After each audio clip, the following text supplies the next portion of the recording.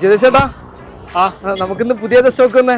നമുക്കിന്നൊരു അടിപൊളി സ്റ്റോക്ക് വന്നിട്ടുണ്ട്. നമുക്ക് കുറെ എൻക്വയറി വരാറുണ്ട്, ഡീസൽ ക്രെറ്റ വരാറുണ്ടോ. നമ്മുടെ അടുത്ത് ഒരു അടിപൊളി ഡീസൽ മാനുവൽ ക്രെറ്റ വന്നിട്ടുണ്ട്. അപ്പോൾ കാണിച്ചു തരാം.